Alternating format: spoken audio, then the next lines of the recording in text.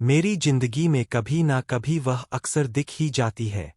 मैं जो आप लोगों को कहने जा रहा हूं यह कोई मजाक नहीं था। वास्तव में उसके लिए हम इतने दीवाने थे कि उसके कहने पर कुछ भी करने लग जाते थे।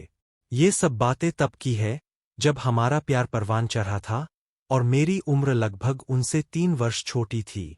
लेकिन कहते हैं ना, लोगों को प्यार उम्र देखकर नहीं होता। मेरे साथ भी कुछ ऐसा ही हुआ। वह 21 साल की थी और मैं 18 साल का।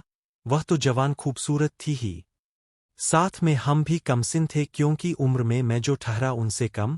शायद यह वजह भी थी कि वह मुझे देखकर मुस्कुराती रहती थी। एक दिन उसने मुझे शहर से अपना कपड़ा लाने के लिए पैसे दिए, तो कपड़ा उसका लाने चला गया। लेकिन कौन सा कपड़ा लेना था मैंने पूछा ही नहीं। जब रिटर्न आ गया तो उसने मुझे समझाया कि अब तुम छोटे नहीं हो रूपेश, तुमको मैं बता देती हूँ, इसका नाम तुम याद कर लो। मुझे आज सख्त जरूरी है, नहीं तो मुझे कठिनाई का सामना करना पड़ सकता है। मैंने तो उसका ये कपड़ा ला दिया, क्योंकि वह कपड़ा एक छोटी सी पैकेट में था और मैं उस कपड़ा को पहचान नहीं पाया। अब मेरे मन में उस कपड़ा को लेकर बड़ा टेंशन होने लगा। आखिर इसमें है क्या? उसकी जानकारी लेने को मैं बहुत परेशान था। जब वह बार बार मिलने लगी तो इस कपड़ा के बारे में पूछने से पहले मुझे डर लगता था कि शायद वह मुझे भला बुरा ना कह दे। लेकिन हिम्मत करके मैंने उसे एक दिन आखिर पूछ ही लिया कि काजल, मैं तुमसे कुछ पूछना चाहता हूँ, अगर आप भी चाहो तो। काजल ने कहा, पूछ, पहले मुझे और भी काम है। सुबह का टाइम था। मैंने उसे कहा शाम को बताऊंगा कहकर वहां से हट गया और सोचा अगर मैं उससे पूछ लूंगा तो शायद वह कुछ करेंगी तो नहीं मेरे साथ।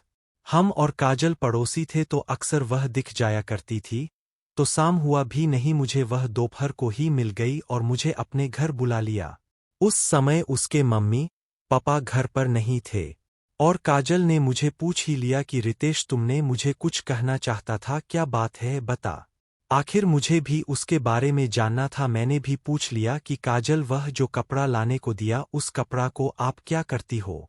वह शर्माते हुए बोली कि तुम अभी बच्चा हो, ये सब जानकर क्या करोगे रितेश? मैंने कहा, मैं कुछ भी कर सकता हूँ।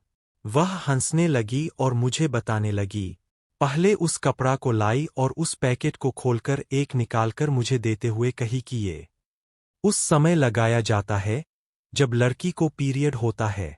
मैंने फिर पूछ लिया कि ये पीरियड क्या होता है, तो उसने आखिर मेरे गाल को टच करते हुए बताई कि जब लड़की जवान होती है तो उसे हर महीने इस महामारी का सामना करना पड़ता है।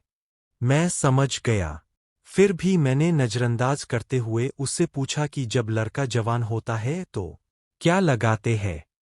उसने भी मेरे इस नजरअंदाज को पकड़ लिया और मेरे बाल में दोनों हाथ को डालते हुए अपने मुंह को मेरे मुंह के सामने ले गई और बोलने लगी कि तुम ये सब जानबूझकर पूछ रहा है ना रितेश, और मुझे एक किस करके वहां से बेड की तरफ चली गई और फ्लाइंग किस करने के इशारे से मुझे अपने पास बुला लेती है और फिर वह सब मेरे साथ करने लग जाती है जिसको मैंने नजरअंदाज करके पूछ रहा था। पहले उसने मुझे बोली, कभी संभोग किया है तुम? मैंने उसे ना कहते हुए उसको सपोर्ट करने लगा। पहले तो उसने अपना सब कुछ उतार लिया और मेरा भी मुझे उतारने को बोली, लेकिन मैं डर गया, वहां से भाग निकलने का नाटक किया। लेकिन वह बोलने लगी, क्या डर होने लगा मेरे बाबू तो?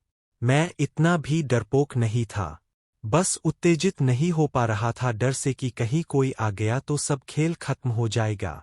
वह सब बात समझ गई कि ये लड़का डर रहा है और उसने मुझे अपने बाहों में लेकर मुझे हिम्मत दिया कि जब कुछ किया जाता है तो डर को साइड कर देते हैं लोग, नहीं तो कुछ नहीं कर पाते हैं। ये सब सुनकर मेरे अंदर आग लग गई और हिम्मत आने लगी। फिर क्या था, वह सब कुछ हो गया जो मैंने अपनी जिंदगी में कभी नहीं किया हुआ था। ये सब खत्म होते ही उसके माँ पापा आ जाते हैं और हम दोनों को बात करते देख मुझे बैठने को बोलते हैं। मैं उसको खेलने के बहाने से वहां से निकल जाता हूँ। एक दिन फिर काजल मुझे बुलाती है और मुझे कहने लग जाती है कि रितेश, तुम्हारी याद आती है, मुझे प्लीज आ जाओ एक दिन फिर मेरे पास। मैं मौका मिलते ही उसके घर पर पहुंच जाता हूं और संभोग करने की तैयारी में लग जाता हूं। ये सब करते हुए उसके मम्मी पापा देख लेते हैं और हमारी शादी करा देते हैं। दोस्तों, आज मैं एक बच्चे का बाप भी बन गया हूँ और काजल जो कि कभी मुझसे 3 साल बड़ी हुआ करती थी, आज मेरी घरवाली बनकर बैठी है। लेकिन काजल बहुत खुश है और मैं भी बस, और काजल के मम्मी पापा भी। लेकिन मेरे पेरेंट्स बहुत नाराज है, इसलिए क्योंकि मेरी शादी बहुत कम उम्र में करा दी गई। दोस्तों, ये गजब प्रेम की कहानी आपको सुनकर अच्छा लगा हो तो शेयर, सब्सक्राइब और लाइक करना ना भूलें। इसी तरह की और भी कहानी सुनने के लिए चैनल को सब्सक्राइब जरूर करें। धन्यवाद।